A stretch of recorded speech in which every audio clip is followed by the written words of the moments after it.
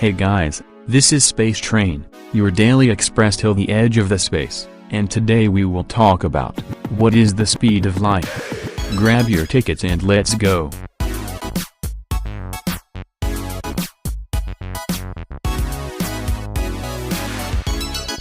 Don't forget to subscribe to get unlimited pass on our expedition.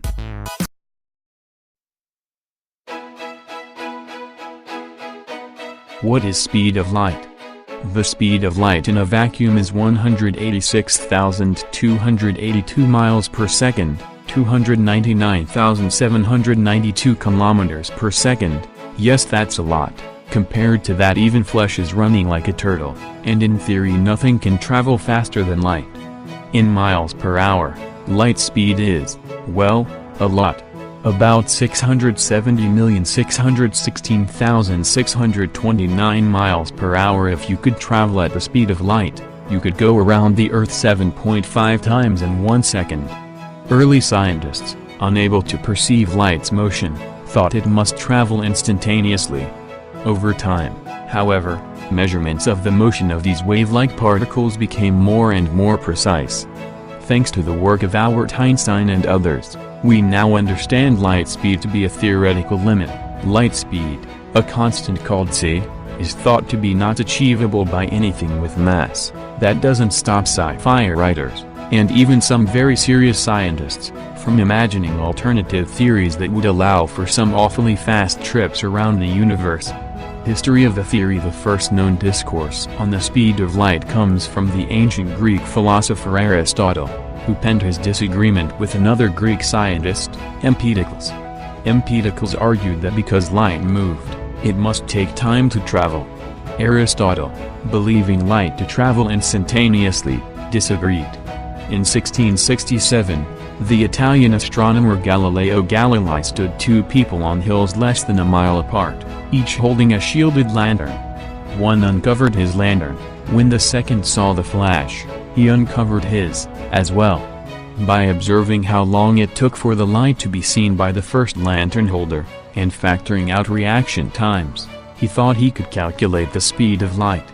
Unfortunately, Galileo's experimental distance of less than a mile was too small to see a difference, so he could only determine that light traveled at least 10 times faster than sound. In the 1670s, Danish astronomer Ole Romer used eclipses of Jupiter's moon, Io, as a chronometer for the speed of light when he made the first real measurement of the velocity. Over the course of several months, as Io passed behind the giant gas planet, Romer found that the eclipses came later than calculations anticipated, although over the course of several months, they drew closer to the predictions. He determined that light took time to travel from Io to Earth. The eclipses lagged the most when Jupiter and Earth were farthest apart, and were on schedule as they were closer. According to NASA, that gave Romer convincing evidence that light spread in space with a certain velocity. He concluded that light took 10 to 11 minutes to travel from the Sun to Earth, an overestimate since it in fact takes 8 minutes and 19 seconds. But at last scientists had a number to work with. His calculation presented a speed of 125,000 miles per second, 200,000 kilometers per second. In 1728, English physicist James Bradley based his calculations on the change in the apparent position of the stars due Earth's travels around the Sun.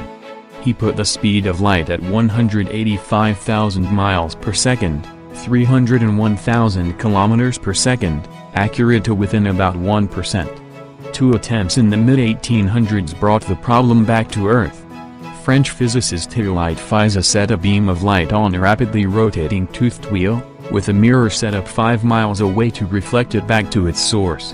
Varying the speed of the wheel allowed Fizeau to calculate how long it took for the light to travel out of the hole, to the adjacent mirror, and back through the gap. Another French physicist, Leon Foucault, used a rotating mirror rather than a wheel. The two independent methods each came within about 1,000 miles per second of the speed of light measured today. Prussian-born Albert Michelson, who grew up in the United States, attempted to replicate Foucault's method in 1879, but used a longer distance, as well as extremely high-quality mirrors and lenses. His result of 186,355 miles per second, 299,910 kilometers per second, was accepted as the most accurate measurement of the speed of light for 40 years, when Michelson remeasured it. An interesting footnote to Michelson's experiment was that he was trying to detect the medium that light traveled through, referred to as luminiferous ether. Instead, his experiment revealed the ether didn't exist. The experiment, and Michelson's body of work, was so revolutionary that he became the only person in history to have won a Nobel Prize for a very precise non-discovery of anything, wrote astrophysicist Ethan Siegel in the Forbes Science blog. Starts with a bang. The experiment itself may have been a complete failure, but what we learned from it was a greater boon to humanity and our understanding of the universe than any success would have been. And so we finally come again to Einstein and special relativity, and I will not bother you to talk about this again. You can check link down below. Although the speed of light is often referred to as the universe's speed limit, the universe actually expands even faster.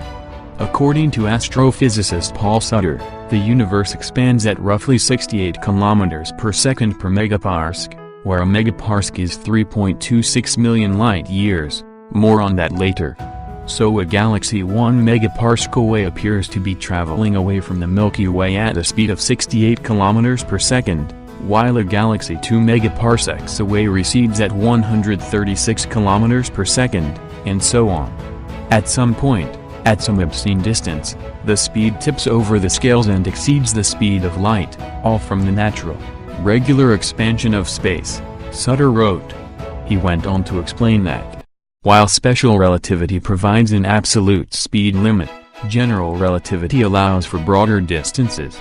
A galaxy on the far side of the universe? That's the domain of general relativity, and general relativity says, who cares?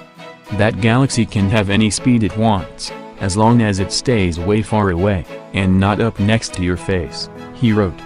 Special relativity doesn't care about the speed of a distant galaxy. And neither should you.